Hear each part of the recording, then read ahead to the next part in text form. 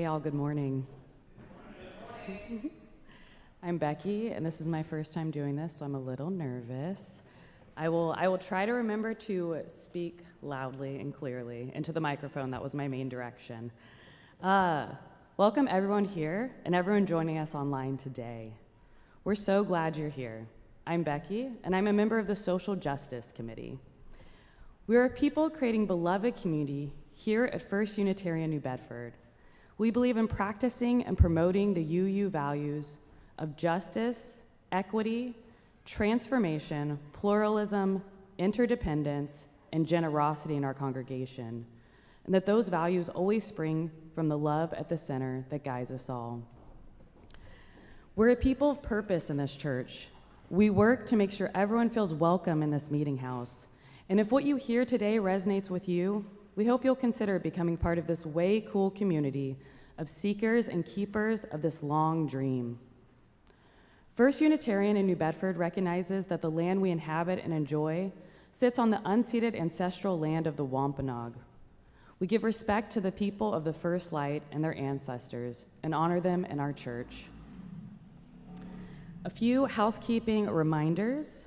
There's a blue card in the pew that you can sign if you're new. Sign up if you're new. We'll be having coffee hour after the service. We'd love if you join us there. We are also live streaming. Feel free to like and subscribe to our YouTube. And a reminder to put your phones in worship mode. I know that Karen sometimes does a moment of movement. I was thinking we could just take 3 intentional breaths together, if that sounds good. So let's start with breathing in.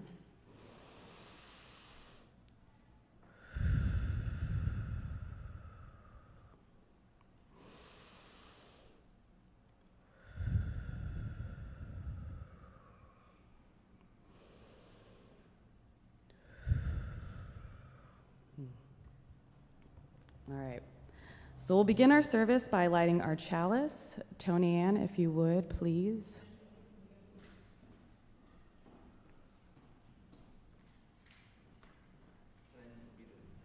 All right, our opening words this morning are from Audre Lorde. There is no such thing as a single issue struggle, but because there is no such thing as a single issue life. All right. And now the opening. Please rise as you are willing and able and join us in singing our first hymn. Number 16, "'Tis a Gift to Be Simple."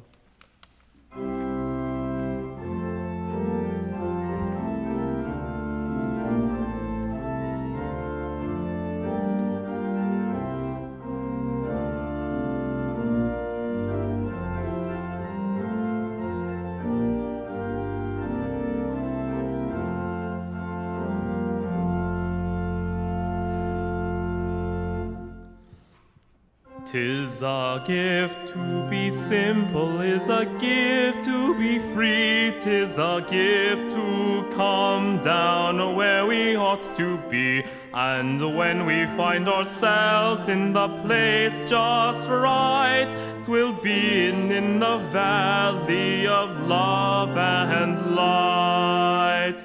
When true simplicity is gained, to bow and to bend we shan't be ashamed. To turn will be our delight, till by turning we come round right.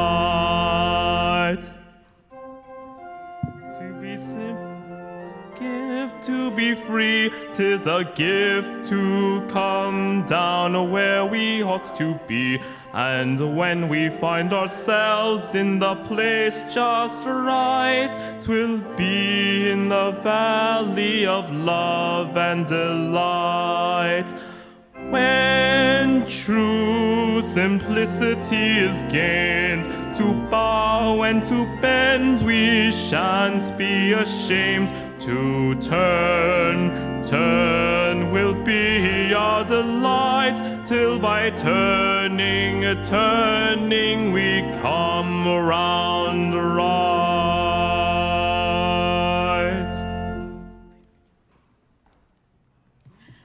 All right, Please take the time to greet one another and go ahead and remain standing for our covenant.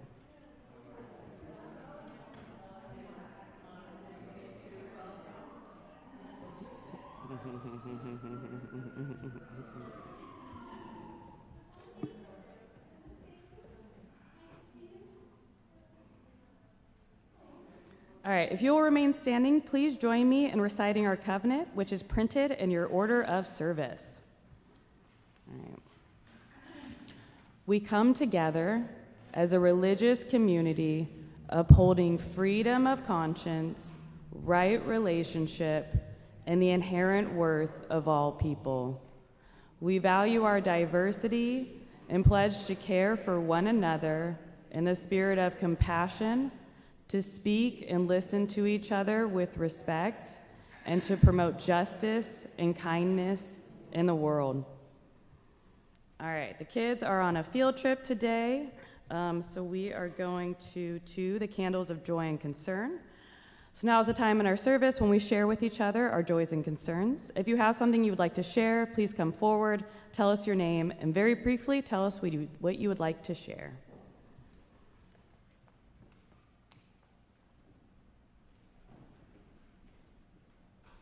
Hi, I'm Tony. Yesterday was a pretty cool day. In addition to, New Bedford downtown Fall Fest, later that night, I got to play in a gig. I was drumming with these super cool cats called the Cemetery Swingers, and that was awesome. First time I played drums since high school, so it was amazing. Thank you to everybody here who came. It was just really awesome. So yeah, I hope to do more of it. I'm going to be doing it next week, and it's just amazing to just play drums and play music with other people.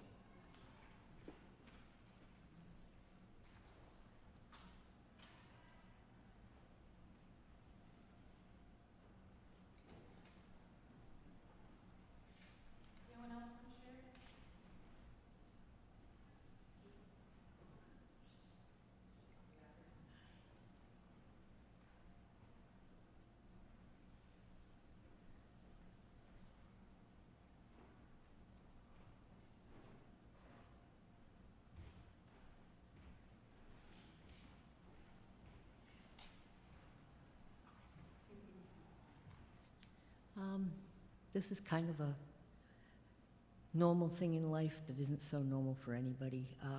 My husband just went on hospice, and I would really appreciate some prayers if you've got them. Thank you. Oh, my name is Susan Dunn.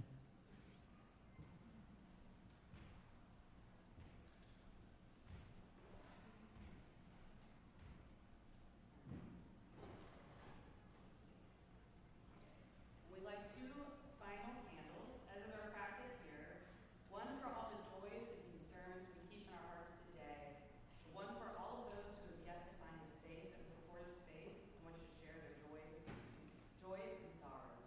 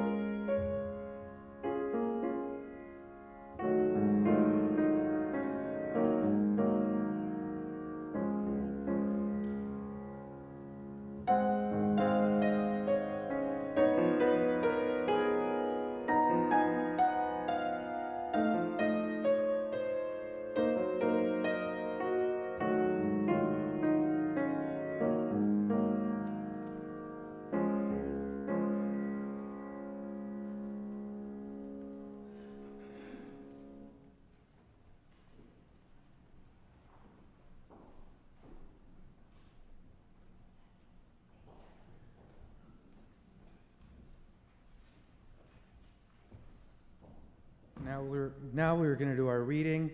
There is a typo in your order of service. Is not 486, it's 468. So if you will turn to 468, we need one another.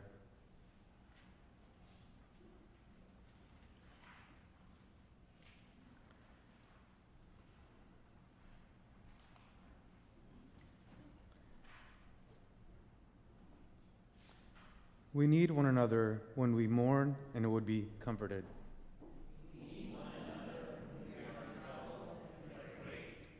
We need one another when we are in despair, in temptation, and need to be recalled to our best selves again.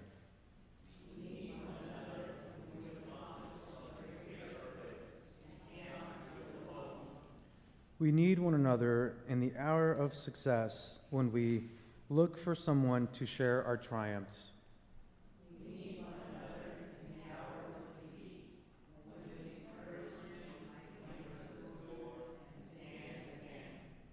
We need one another when we come to die and would have gentle hands prepare us for the journey. Others are in need of us.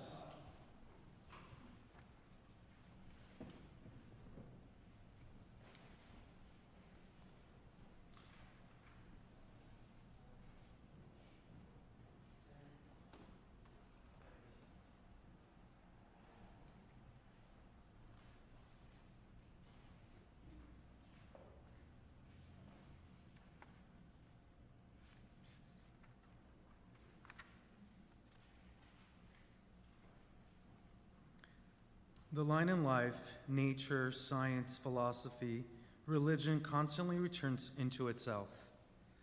The opposite poles become one when the circle is completed.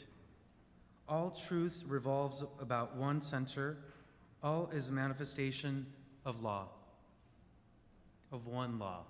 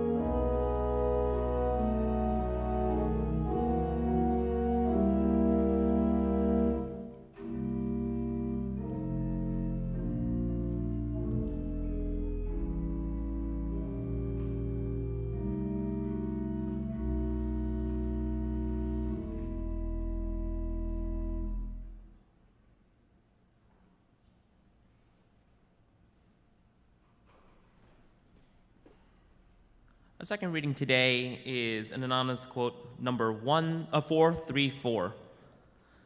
May we be reminded here of our highest aspirations and be inspired to bring our gifts of love and service to the altar of humanity. May we know once again that we are not isolated beings, but connected in the mystery, in the miracle to the universe, to this community, and to each other. Now, will you all rise as you are willing and able for number 212? We are dancing Sarah Circle.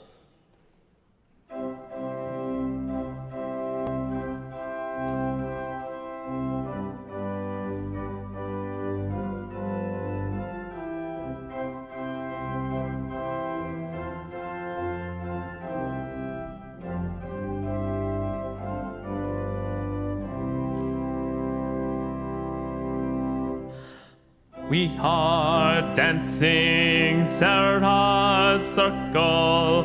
We are dancing Sarah Circle. We are dancing Sarah Circle. Sisters, brothers, all. Here we seek and find our history. Here we seek and find our history. Here we seek and find our history. Sisters, brothers, all.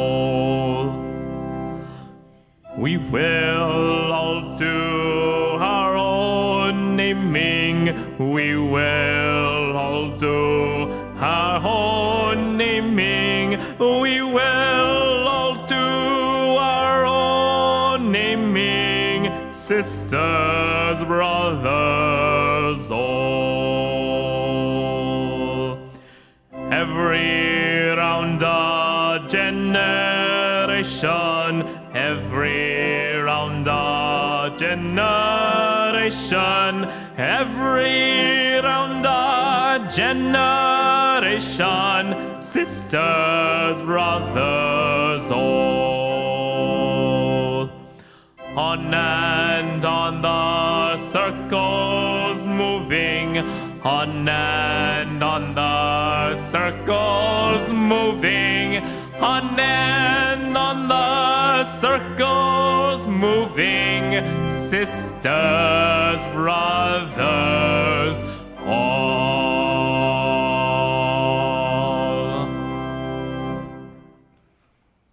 All right, you may all be seated.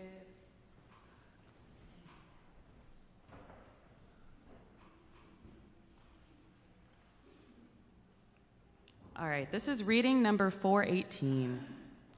Come into the circle of love and justice. Come into the community of mercy, holiness, and health. Come and you shall know peace and joy.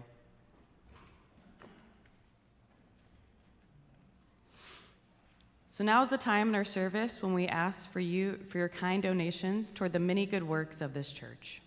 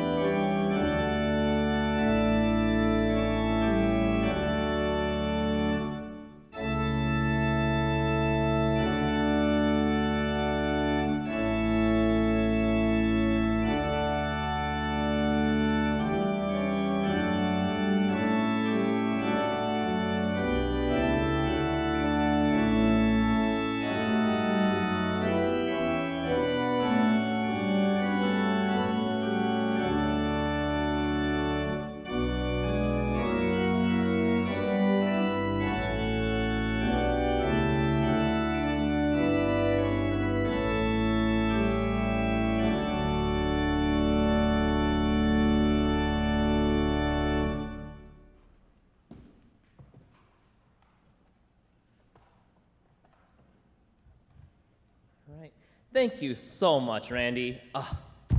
I love that. We get to have some amazing music here every week at church, and we get to see some lovely faces every week at church as well. So thank you all for coming here. This has been a great service so far, and thank you guys for just being so involved and showing so much energy. I love this, and you guys are just great to talk to every single week. So I just really wanted to say that. Today, we're going to be talking a little bit about intersectionality. We're going to talk about what intersectionality is, what it means in the grander scheme of social justice, and what the world is currently in a state of right now, and exactly what we're going to do about it. Today I stand before you to talk about a powerful truth. The strength in our society lies in its diversity. We live in a world rich with varying cultures, beliefs, and identities. Yet despite this vibrancy, we often find ourselves facing numerous social issues that seem disconnected. It's time we recognize that these challenges are, in fact, deeply intertwined. First and foremost, let's define what intersectionality is. It's a term that illustrates the phenomena that individuals can experience overlapping forms of systematic oppression or disadvantage based on their various identities. I'm going to say that again because that's very important. It's the phenomena that individuals experience overlapping forms of systematic oppression because of their identities. It encompasses race, ethnicity, gender, sexual orientation, age, ability, economic status, and so much more. Each of these aspects contributes to our unique perspectives and experiences. In order to understand the full complexities of our society, we must also embrace the concept of intersectionality, not just as a buzzword, but as the fabric of humanity.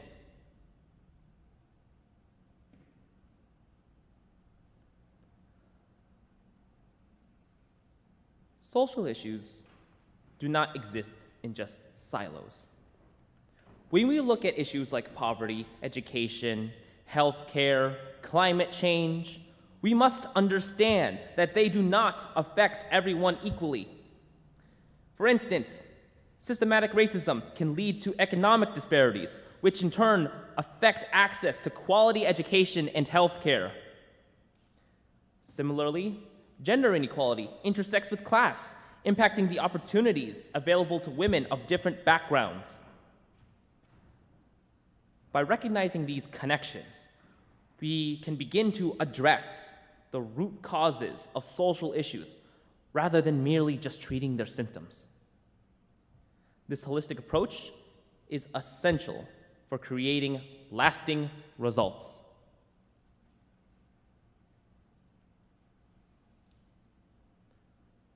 How about the impact of climate change, which disproportionately affects marginalized communities? These are the individuals who often bear the brunt of environmental disasters, lacking the resources to recover and rebuild. When we advocate for climate justice, we must ensure that our solutions include the voices and needs of those most affected. This is not merely an environmental issue. It's a matter of social justice, equity, and human rights. The recent global movements for racial justice, gender equality, and LGBT rights further illustrate this interconnectedness. The fight against systematic racism is also a fight against sexism, homophobia, and classism. When we uplift one marginalized group, we create space for all the marginalized voices to be heard. This is the essence of solidarity. It is a collective commitment to justice for everyone.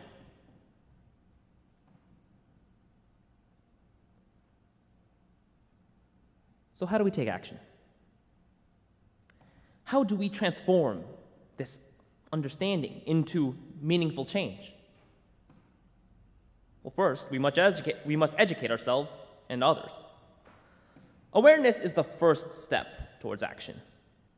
Engage with diverse communities. Read literature that challenges your perspectives, and listen to the stories of those who have different experiences than your own.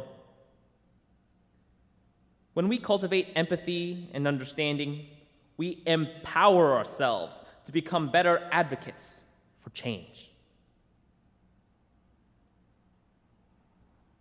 Second, we must advocate for inclusive policies.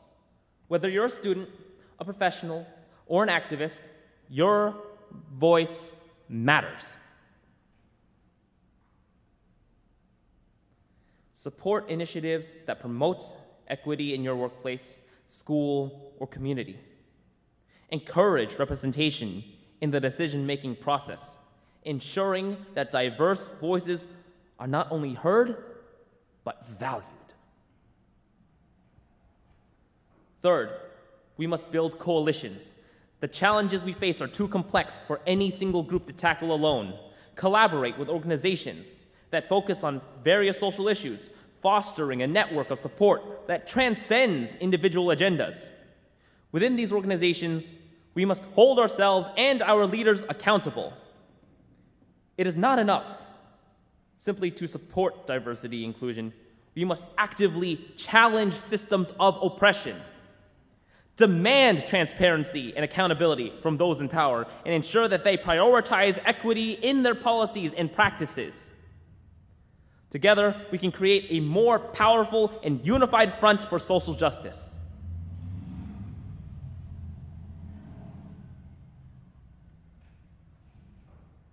Finally, let us commit to long-term engagement. Change does not happen overnight. It requires sustained effort, resilience, and a willingness to confront discomfort. We must be prepared to stand with our allies, even when the issues become complex or contentious. As we move forward, let us remember the power of our collective voices. Each of us has the ability to contribute to a movement that embraces diversity and intersectionality. By standing together and sticking together for the long haul, we can dismantle the barriers that divide us and build a future where everyone has the opportunity to thrive.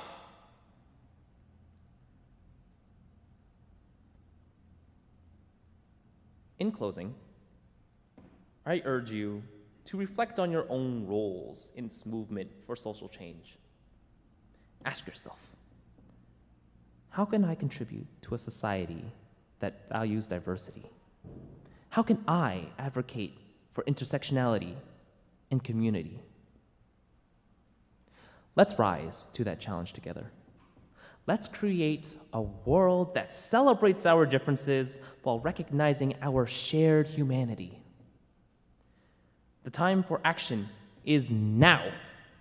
Let us stand united in our diversity and forge a path towards a more equitable and just society for all. Thank you.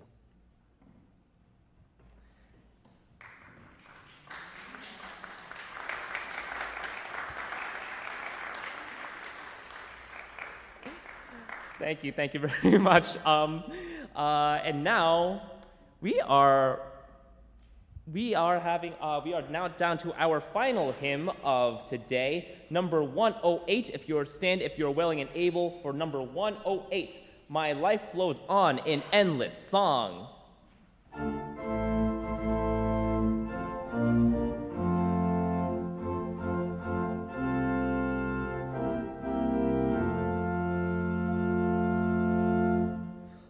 My life flows on in endless song, above earth's lamentation. I hear the real, though far off hymn that hails a new creation. Through all the tumult and the strife, I hear the music ringing. It sounds an echo in my soul. How can I keep from singing? What though the tempest round me roars? I know the truth, it liveth. But through the darkness round me close, songs in the night it giveth. No storm can shake my inmost calm, while to that rock I'm clinging. Since love prevails in heaven and earth, how can I keep from singing? When tyrants tremble as they hear the bells of freedom ringing, when friends rejoice both far and near, how can I keep from singing? To prison cell and dungeon vile, our thoughts to them are ringing. When friends by shame are undefiled, how can I keep from singing?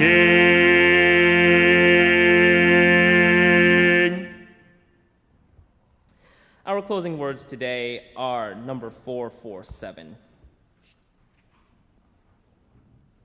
At times, our own light goes out and is rekindled by a spark from another person.